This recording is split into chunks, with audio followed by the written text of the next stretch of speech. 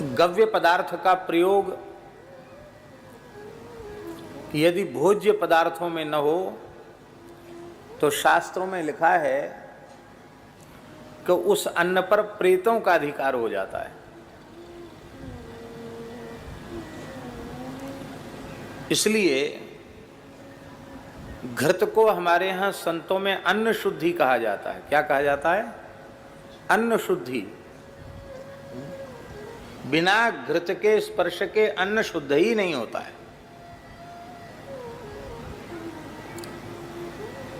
24 घंटे में कोई न कोई गव्य पदार्थ हमारे पेट में जाना ही चाहिए।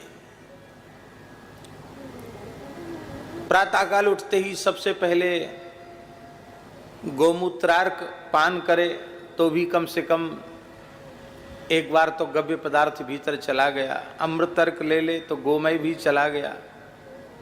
पंचगव्य ले ले तब क्या कहना। और प्रत्यक्ष आहार में भी गव्य पदार्थ में लेने चाहिए।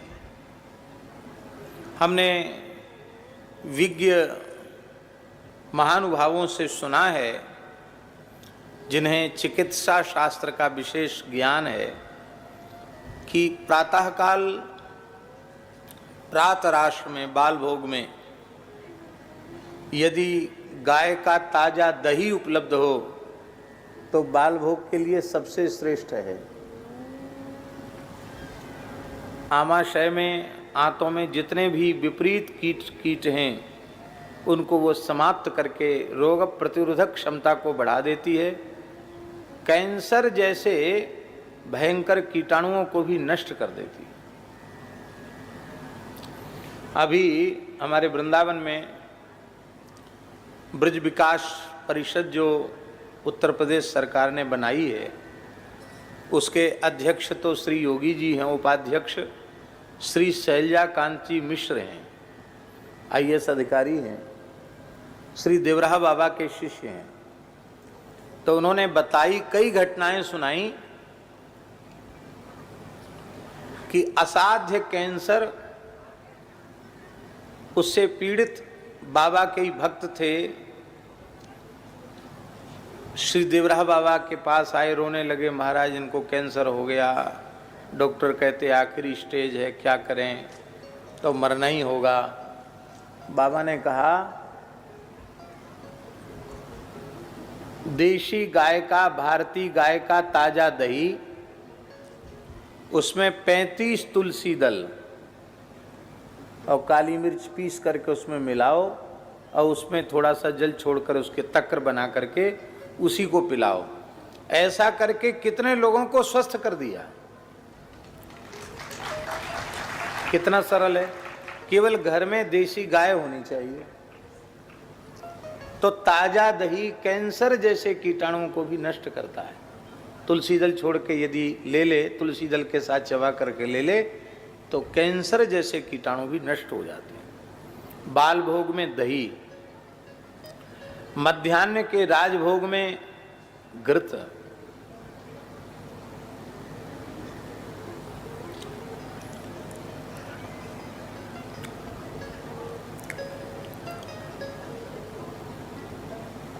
याम मध्ये न भोक्तव्यम याम युग्मम न लंघयेत। भोजन के संबंध में आयुर्वेद में लिखा है,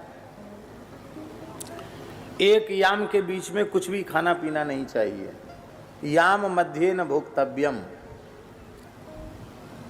3 घंटे का एक याम होता है और उस याम की गणना सूर्योदय से होती है। सूर्योदय के 3 घंटे तक कुछ मत खाओ।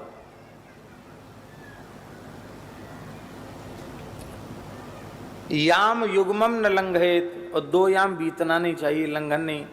तो एक याम बीत जाए उसके बाद फिर दही ले लो बाल भोग के रूप में,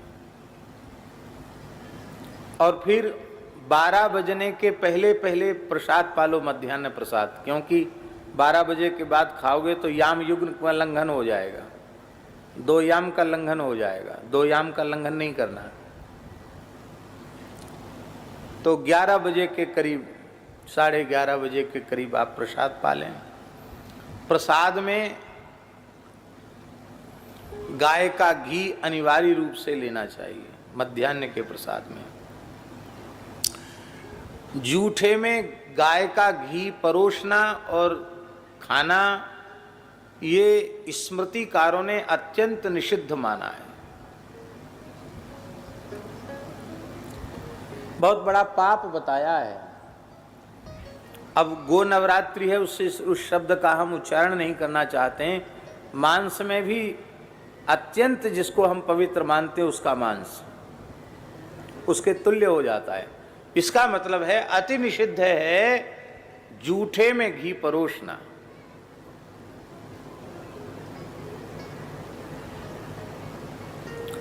अब मान लो इच्छा ही है कि नहीं घी दें हम, तो उसकी पद्धति ये है कि भात में दाल में घी मिला दो फिर परोस दो। सीधे जूठे में घी परोसना निषिद्ध है। द्विजाति के भोजन की थाली में यदि आ जाए इस प्रकार का, तत्काल उसे भोजन छोड़ देना चाहिए, नहीं करना चाहिए भोजन।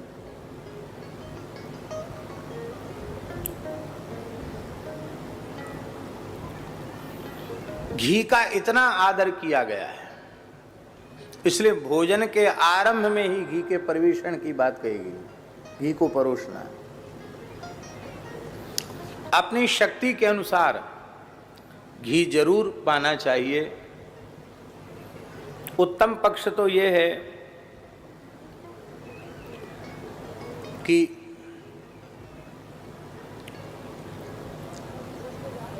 कम से कम 5 तोला घी राजभोग के समय हमारे उदर में जाना चाहिए। कितना? 5 तोला घी। कितने का होता है 1 तोला? मांगे 10 ग्राम मांगे, चल। महाराज जी कह रहे 12 ग्राम का तोला होता तो 12 पंचे 60, 60 ग्राम घी पेट में जाना चाहिए। अब तो 60 ग्राम घी जाए तो लोग कहेंगे हमारा पेट बिगड़ गया, पेट खराब हो गया। घी बहुत आवश्यक है। जितने भी रसायन हैं उन समस्त रसायनों में सबसे उत्कृष्ट रसायन है घृत। घी से श्रेष्ठ कोई रसायन नहीं है। और मध्याह्न के भोजन में भोजन कर लेने के पश्चात भोजनांते पिबेत तक्रम, भोजन के बाद जल मत पियो, तक्र पियो।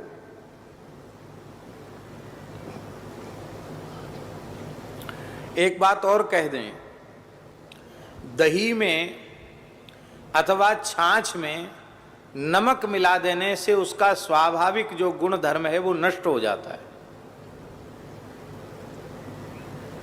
इसलिए शक्कर की बीमारी न हो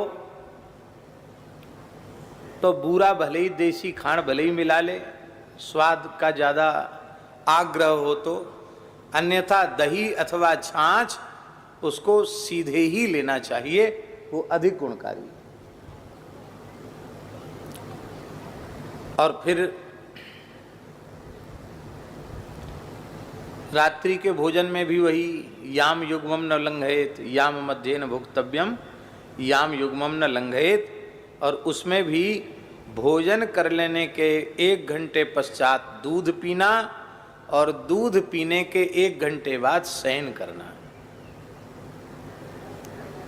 ये गव्य पदार्थों के सेवन की शास्त्रीय विधि है।